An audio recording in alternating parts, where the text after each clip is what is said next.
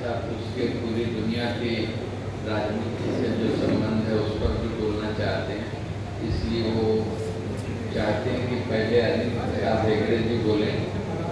Kurdish संघर्ष में जो है कुर्दिश जनता किन किन मुद्दों को लेके एक नया वैचारिक क्षितिज विस्तार कर रही है, न्यू पॉलिटिकल होराइजन, इसके बारे में भी वो बात रखेंगे तो बहुत अच्छा होगा।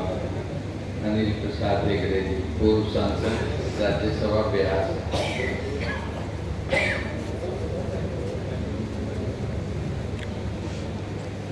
समाजवादी एकता सम्मेलन का इस सत्र का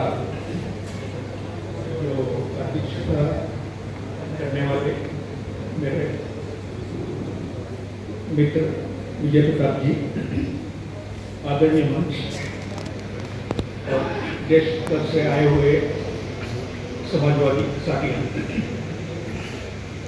मुझे कुर्दिस्तान के लोगों के संबंध में क्या बोलने के लिए बोला गया। साथियों, तुर्की, सीरिया, ईरान और इराक के ये 4 देश में करीब 50 मिलियन मतलब 5 करोड़ कुर्दिश लोग हैं, जो अभी साथी जो श्रीलंका के बारे में बताए, पूरा श्रीलंका में 2.25 करोड़ लोग हैं, उसका 2.5 गुना ज़्यादा ये लोग हैं। और जैसे कर्नाटका और आंध्र प्रदेश का लगभग बराबर जनसंख्या में ये लोग रहते हैं। साथियों, प्रथम विश्व युद्ध के तुरंत बाद जो बाइकॉट एग्रीमेंट जो हुआ, मतलब ब्रिटिश और फ्रांस जो है 1916 में जब ऑटोमन एम्पायर क्रम्बल हो रहा था, उस समय ये फ्रांस और ब्रिटिश लोग आपस में यहाँ का टेरिटरी को आपस में बांट रहे थे। और उस समय उसका तुरंत बाद वहाँ पर तुर्की के लोग अपना टेरिटरी को बचाने से संबंध में टर्की वॉर ऑफ इंडिपेंडेंस जो हुआ, उस समय ये कुर्द के लोग वहाँ पर जो आगे ये लोग एक्चुअली स्टेटलेस नेशन है, इन लोगों को आगे इन लोगों को भी कोई अलग देश मिलेगा समझ करके ये लोग उस वॉर में वो लोग सहयोग किए।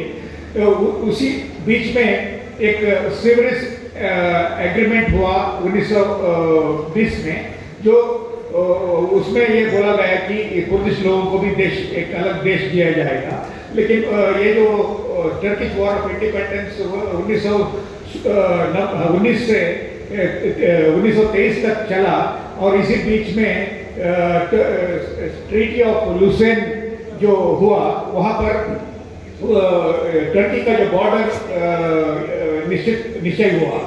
और इसके बाद ये कुर्दिश लोगों को अपना कोई देश नहीं मिला, और इसके कारण वो लोग टर्की, सीरिया और ईरान और इराक के बीच में वो लोग बटे हुए हैं। 1968 में इन लोगों का नेता अब्दुल्ला अचलन, इन्होंने एक कर्डिश वर्कर पार्टी वहाँ पर बनाई, और वहाँ पर जैसे हम लोग के यहाँ पर नक्सलवादी है, वैसे एक मिलिटेंट ये लोग स्ट्रगल वो लोगों ने वहाँ पर शुरू किए, और ये उस समय सेल्फ डिटर्मिनेशन के लिए किए। लेकिन उसके बाद उस समय सीरिया में रह रहे थे शुरू में, उसके बाद उनको रहने के लिए दिक्कत हुई, तो नेल्सन मंडेला ने जो वहाँ का अध्यक्ष थे साउथ अफ्रीका का, उन्होंने वहाँ पर असाइलम देने के लिए उनको इनवाइट किए। इसी बीच में वहाँ जाते समय नैरोबी में इनको अमेरिका का CIA, मोसाद, इसराइल का मोसाद और तुर्की का इंटेलिजेंस, ये लोग इनको पकड़ करके तुर्की का जो इमराली आइलैंड है, वहाँ पर पिछले 24 साल से ये इमराली आइलैंड में बंद है। और ये जैसे नेल्सन मंडेला रॉबिन आइलैंड में जो थे वो भी जेल ही था, और वैसे यहाँ पर इमराली आइलैंड में पिछले 24 साल से ये रह रहे जेल में है, और पिछले 6 साल से इनको आइसोलेशन में रखा गया, और इनका एडवोकेट्स को हो या इनका रिश्तेदार को मिलने के लिए नहीं दिया गया था। लेकिन पिछले 1 साल साल से ये लोग मिलने के लिए इनको दिया गया है। इनको Mandela of the middle east करके बोला जाता है और वैसे नेल्सन मंडेला ने 92 में ही जब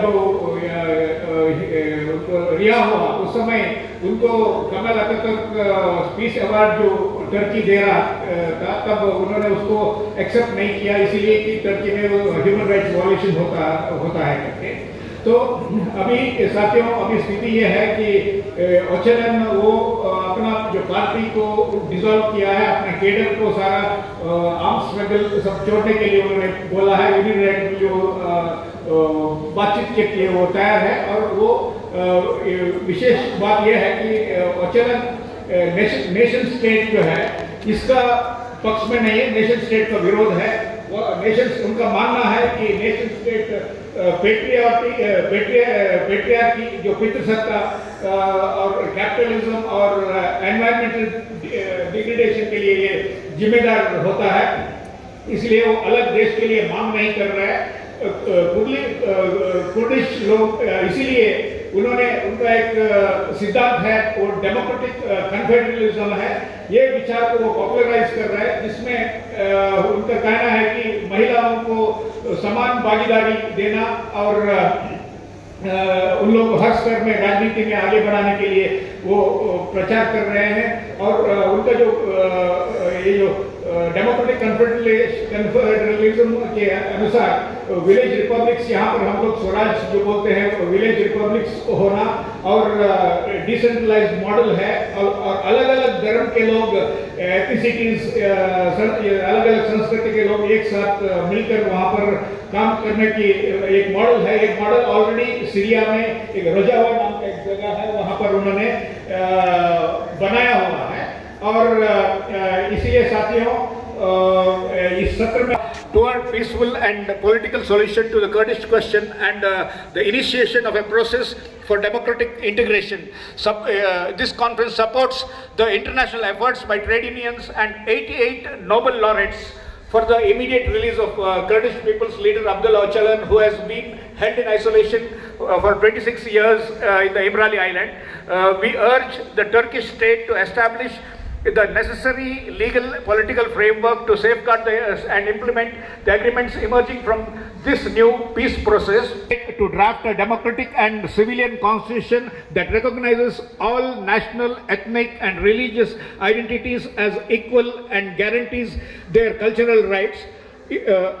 This underlines the importance of the Kurdistan Workers' Party's decision to lay down arms and express its willingness to pursue a strategy of democratic politics, expresses support for democratic autonomous administration of North and East Syria as a model for peaceful, democratic and egalitarian future of Syria and broader West Asia.